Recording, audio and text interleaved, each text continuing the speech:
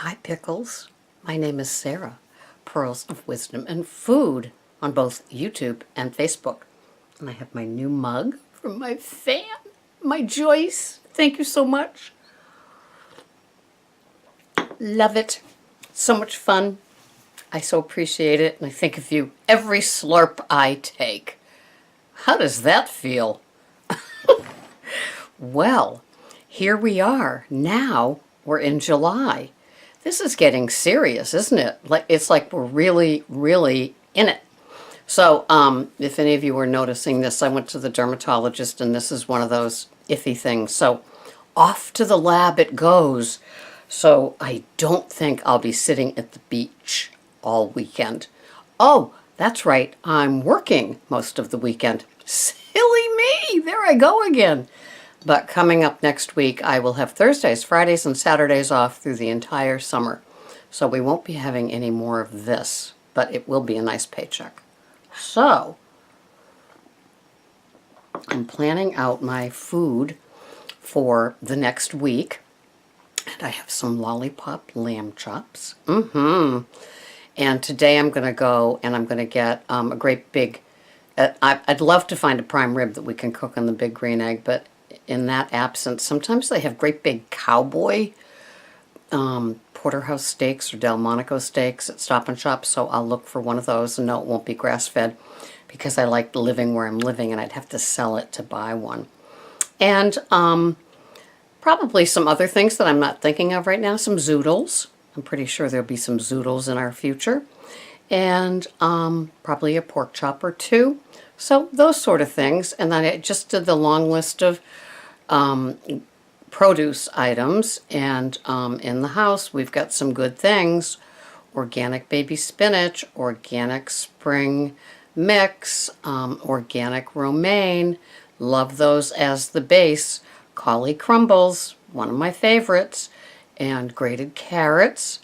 And do you do things in spurts? Do you do things where you eat, you go for a run of something and you really, really like it? I was talking to somebody that I work with. Actually, we didn't know each other well, and then we worked together one day. She's relatively new, and she was in my daughter-in-law's wedding, so maybe I already mentioned that, but what a riot. So she's a big salad person, and she eats lots of them. And that's why she's so trim and beautiful. And she doesn't use a lot of dressing, so she didn't even have to conquer that thing, because when I ask people about what they put on their salads, it ends up a salad soup with the dressing. And yeah, I'd probably like that if I could. But somewhere along the line, I learned you had to weigh and measure. So that took care of that. But yeah, we like the crunch, but we also like the organic spring mix. And so if you want the crunch, you got to add the organic romaine to that, because spring mix is rather limp. It reminds me of those fancy schmancy restaurants where they have the wilted, warmed up salad, like with pears and gorgonzola. Who says I'm hungry at 3 in the morning for things like this? So my weight has remained stable all week. I'm very happy about that. And did I tell you that some of the women weighed themselves on that Weight Watchers scale, and they all found a great big difference too? So I'm pretty sure that's why it was returned to Macy's, and I'm pretty sure that's why I bought it, so I could torture myself. And it is gone. So I'm back to weighing myself every few days. I'm very happy with the results. And I am here to say at almost 66 that in the summer I do put on a few pounds. It's like my body absorbs the humidity or something. It's not from overeating. It's just because it's kind of like humid out. And I don't know, I've always been that way. But not eating grains this summer, whereas last summer I was, is making quite a bit of difference with the bloat. So just here to share that little nugget with you using my tracker. And as I look at Saturday today, I have not tracked yet because I've been so straight out busy. So I will have to go in today and begin to put in all of my food for today and the rest of the week. It'll probably happen after I purchase the meats that I'm going to be having this week. And that's usually a pretty good base, and I work around it for what I'm going to have. But that's okay, because it's not like I'm avoiding my tracker. It's just that I've been too busy to get to it. And do you know what I did yesterday? I vacuumed. So I'm very, very happy about that.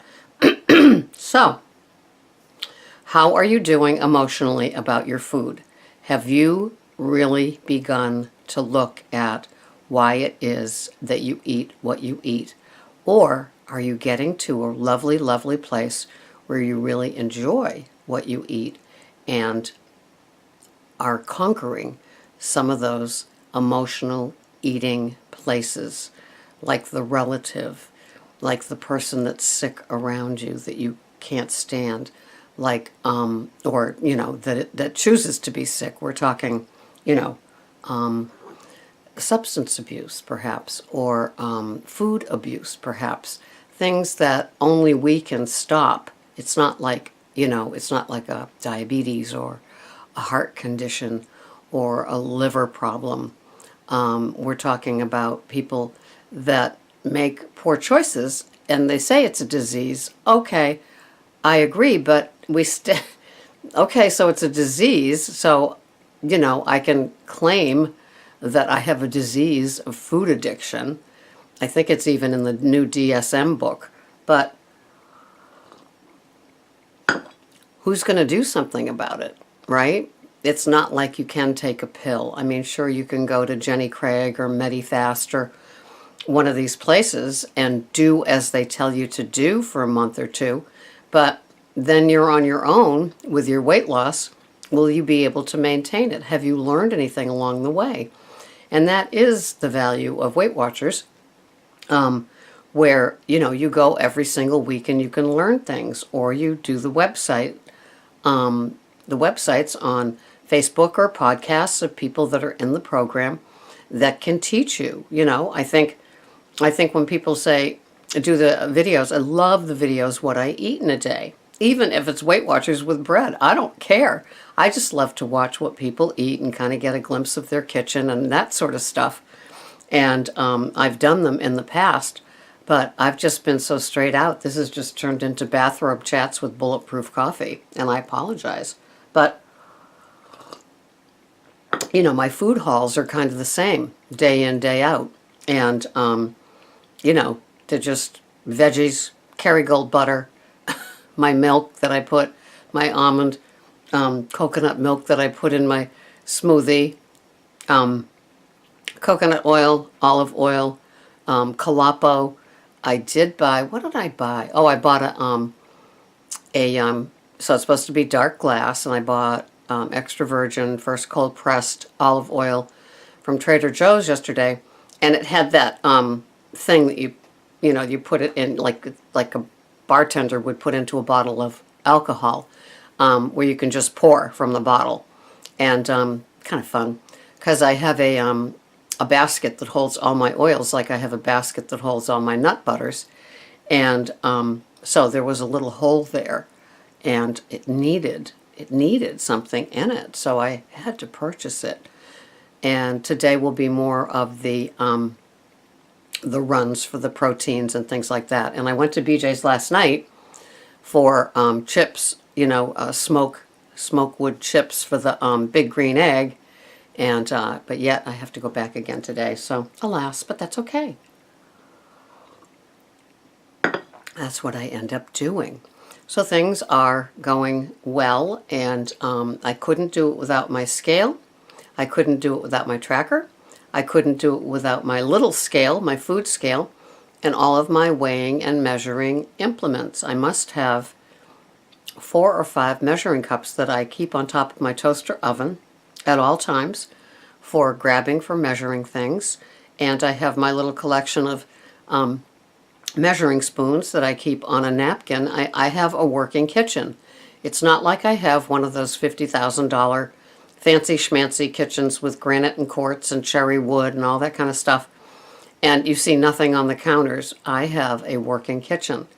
You can tell that I'm either going right back into it or I just left it, because everything that I need is at right there. My NutriBullet, my toaster oven, my my Keurig, my other coffee maker that makes my bulletproof coffee in the morning, just everything. It's all right there. I am not a clean cabineted person. It's all right there for viewing. And then there's even the coconut oil is like right there in a great big Fiesta bowl, so because it gets all on the sides and stuff like that. So my kitchen is a working kitchen, and so I don't have the excuse of, you look at those beautiful kitchens and you just wonder, is anybody going in there, or are they having Blue Apron delivered, right? So anyway, use your tracker, use your scale.